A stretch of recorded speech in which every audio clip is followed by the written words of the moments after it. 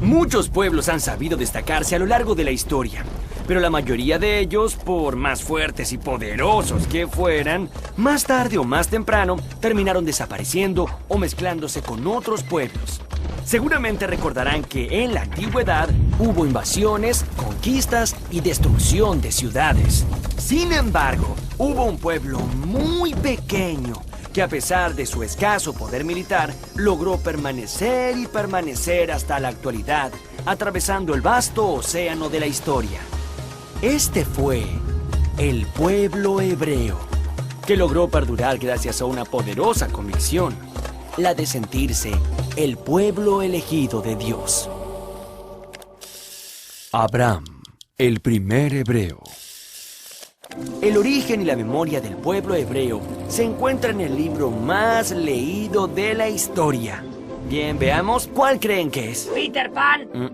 La Bella Durmiente. No. Caperucita Roja. Tampoco. El libro es la Biblia. La Biblia nos cuenta que hacia el año 1900 a.C., Abraham, el hijo de un escultor de la ciudad de Ur, selló un pacto con Dios y este le prometió las tierras de Canaán. Entonces, Abraham emprendió la importante misión que le había sido encomendada. Reunió a todo su pueblo fuera de las murallas de la ciudad y lo guió en el largo viaje hacia las tierras que le habían sido prometidas. Había un pequeño problema. Las tierras de Canaán no eran nada fáciles de habitar. Un gran número de pueblos de la región también estaban muy interesados por ocupar esos territorios. Es que esas tierras eran ricas y fértiles, y además se encontraban justo en el medio de los dos grandes reinos de esa época, el de Egipto al norte de África y el de Babilonia en la Mesopotamia. Estos dos poderosísimos reinos se disputaban estos territorios, ya que por ahí pasaban una infinidad de rutas comerciales. Pero para los hebreos, esa tierra era mucho más que una zona fértil. Como decía la Biblia, era su tierra prometida. Pero el pacto que Abraham hizo con Dios implicaba una cosa más. Él y su pueblo debían renunciar a todas esas religiones que adoraban a muchos dioses e ídolos tallados en la piedra para comenzar a respetar a un único Dios y creador de todas las cosas. Los patriarcas. Yo, Abraham, fui líder de mi pueblo, digamos, el primer patriarca. Un patriarca era un jefe de la familia, pero también era la cabeza religiosa y la persona que imponía las leyes. Del patriarca dependía su esposa, sus hijos y los hijos de las familias allegadas. Al morir uno de ellos, lo sucedía el primogénito. Esto quiere decir, el primer varón de cada familia. El primogénito de Abraham fue Isaac, y el de Isaac, Jacobo, que se hizo famoso porque tuvo 12 hijos, y cada uno de ellos fue patriarca en su tribu.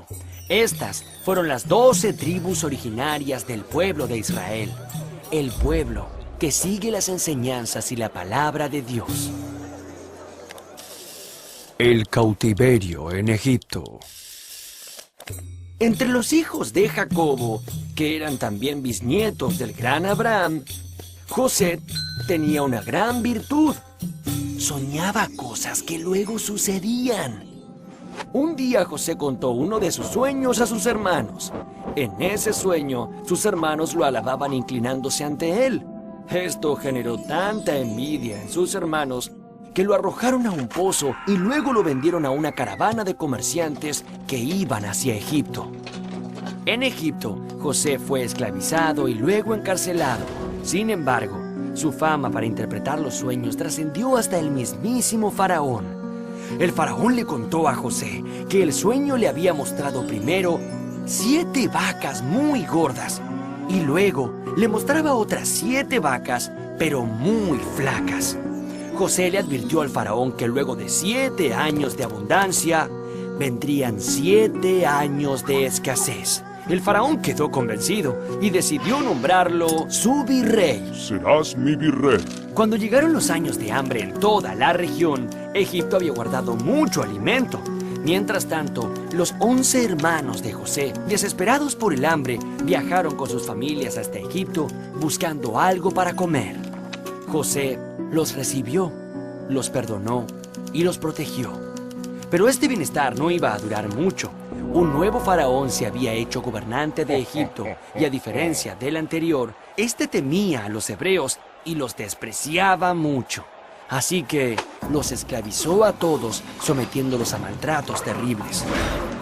La esclavitud en Egipto duró 210 años, pero un día iba a nacer un hombre que se convertiría en el gran libertador, un verdadero héroe.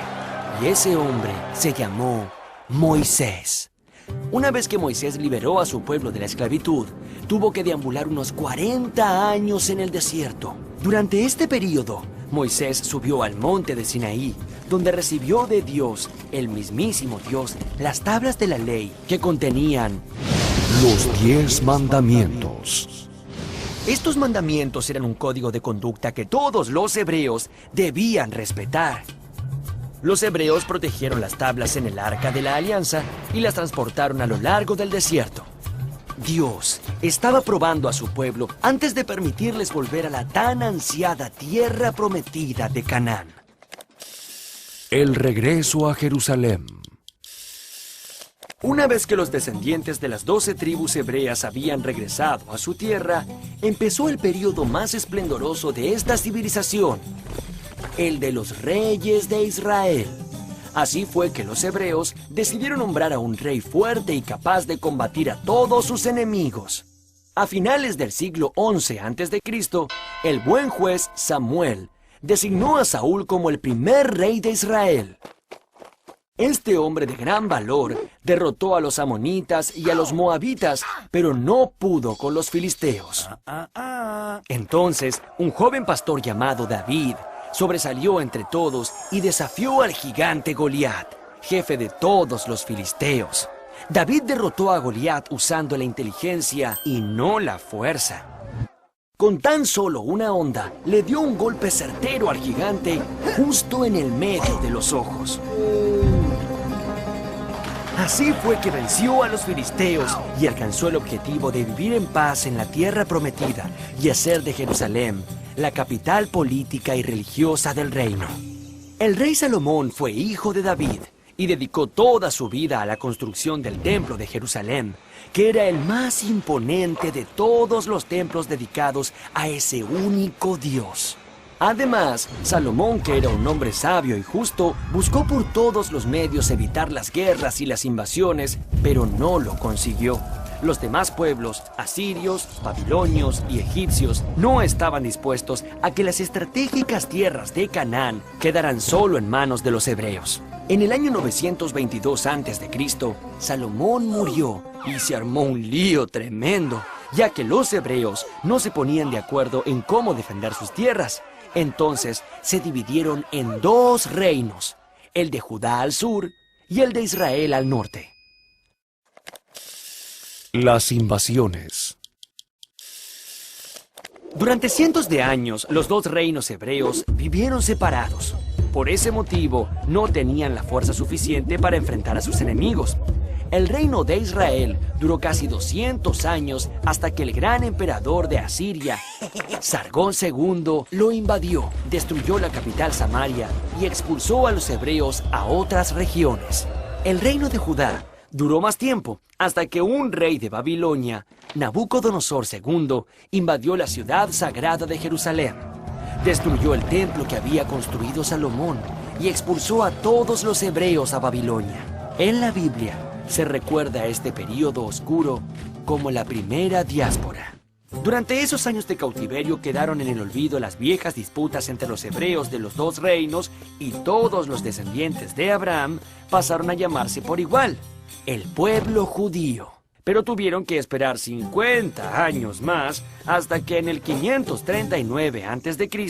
fueron liberados por los persas y lograron volver a la ciudad sagrada de Jerusalén, donde reconstruyeron el famoso templo hecho por Salomón. Todas las penurias que habían superado habían hecho que sus convicciones fueran aún más fuertes. Poco a poco decidieron aislarse de los demás pueblos de la región, convencidos de que su único Dios era la única verdad. Para ello, los profetas advirtieron durante muchos años los mandatos sagrados de las primeras 5 partes de la Biblia que llamaron Torá. La gran diáspora. Por más de 200 años, los judíos se dedicaron a consolidar su religión, su cultura y su forma de vida de acuerdo a las enseñanzas de la Biblia. Pero nuevas invasiones golpearon a los judíos. Primero fueron los griegos bajo las órdenes de Alejandro Magno, y más tarde los romanos anexaron Canaán a su imperio. Aunque por lo general fueron un pueblo pacífico, un día en el siglo I después de Cristo, los judíos decidieron rebelarse ante tanta opresión. Entonces organizaron una sublevación. Los judíos lucharon contra temibles legiones romanas con insistencia y valor, tanto tiempo como pudieron. Pero el ejército imperial era muy poderoso. Luego de 2 años de estar sitiada y sometida por el hambre, Jerusalén cayó. Tito, emperador de Roma en ese momento, mandó a destruir por segunda vez el templo de Salomón e incendió toda Jerusalén. Los pocos que sobrevivieron se dispersaron por el mundo en busca de otro lugar donde vivir. Una vez más, los judíos fueron un pueblo sin patria. Un gran grupo de ellos se dirigió a la península ibérica pasando por el norte de África, y ese fue el comienzo de una nueva vida. A estos judíos se los llamó sefaradíes, y vivieron muchos años allí. Sin embargo, en el siglo XV fueron nuevamente expulsados por los reinos católicos de España y Portugal, que veían en ellos una amenaza a sus creencias. Los sefaradíes tuvieron que dispersarse nuevamente. La tierra prometida. Durante los siglos siguientes, los judíos siguieron huyendo, buscando dónde vivir y soñando con regresar a las tierras de Canaán. En muchos momentos, rabinos o miembros del pueblo hebreo hicieron llamados para que todos regresaran a su tierra. Sin embargo, la larga diáspora que vivía el pueblo alrededor del mundo hacía imposible el reencuentro. Pero sus convicciones y sus rituales los siguieron manteniendo unidos. Una de estas prácticas más importantes era la lectura de la Torá, que son los primeros 5 libros de la Biblia. También siguieron celebrando el sábado como el día más importante de la semana, porque ese día el ser humano descansaba tal y como lo hizo Dios después de culminar la creación del mundo. La boda fue otro típico ritual de las costumbres judías. Allí se rompe una copa para recordar que una alegría nunca será completa hasta que el templo no sea reconstruido. Un rabino recita 7 bendiciones y en la última pide el pronto regreso del pueblo a la tierra prometida. Muchos pueblos que sufrieron persecuciones similares finalmente desaparecieron, pero esto no le pasó a los hebreos, quienes lograron sobrevivir gracias a su fuerza interior, a su capacidad de superación en situaciones extremas y a la lectura de la Torá, que describe los mandatos de ese Dios único e intangible que los había elegido.